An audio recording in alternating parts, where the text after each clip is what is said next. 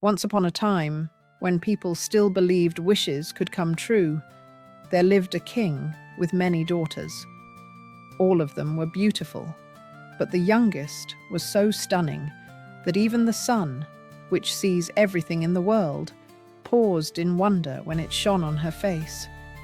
Near the king's castle, there was a big dark forest. In the middle of that forest stood an old lime tree, and under that tree was a deep well. On warm days, the youngest princess would go to the forest, sit by the cool well, and play with her favorite toy, a golden ball.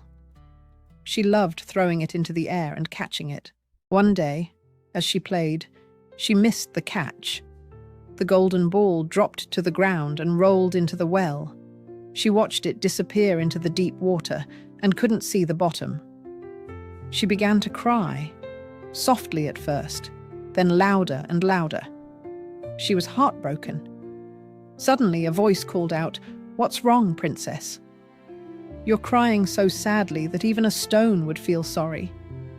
She looked around and saw a big, ugly frog poking his head out of the water.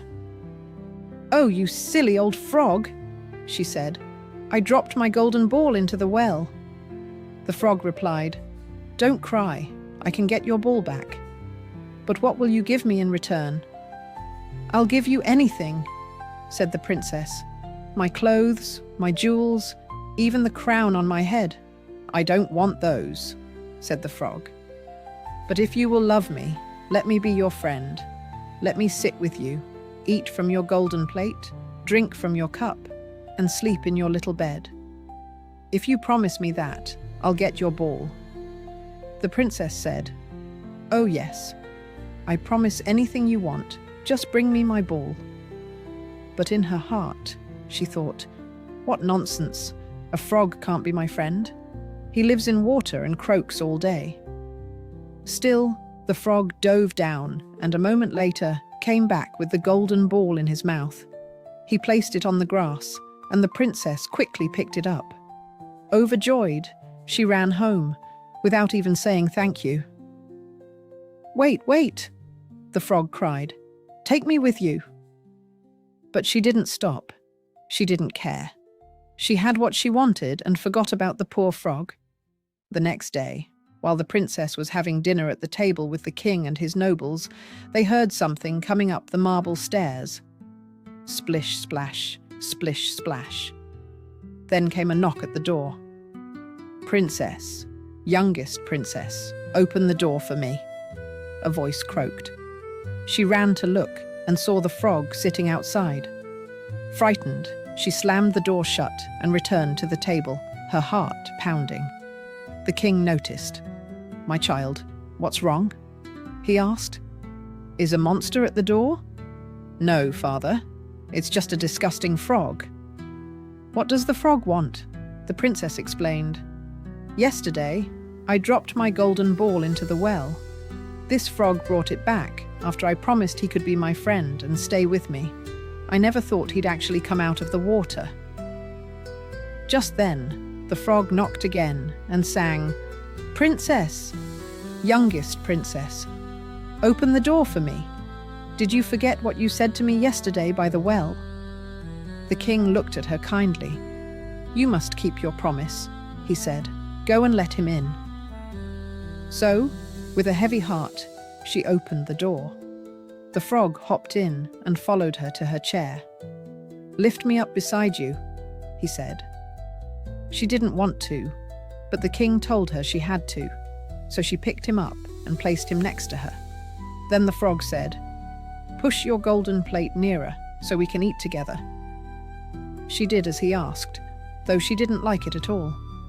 The frog ate happily, but she could barely swallow her food. When the meal was over, the frog said, "I'm tired. Carry me to your room, make your little bed, and we'll sleep there together." She began to cry.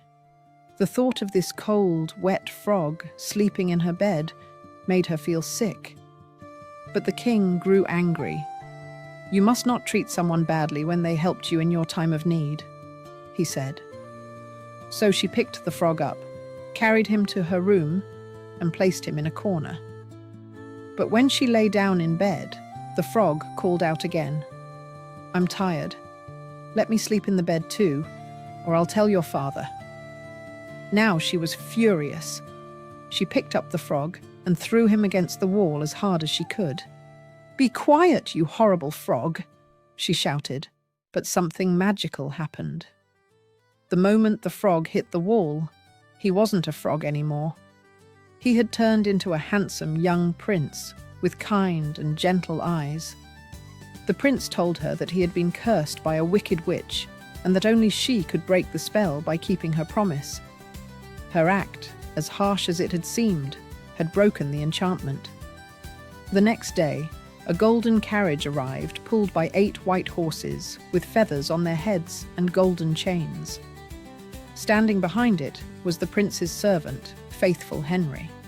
Henry had loved his master so deeply that when the prince had turned into a frog, he had 3 iron bands placed around his heart, just to stop it from bursting from sorrow.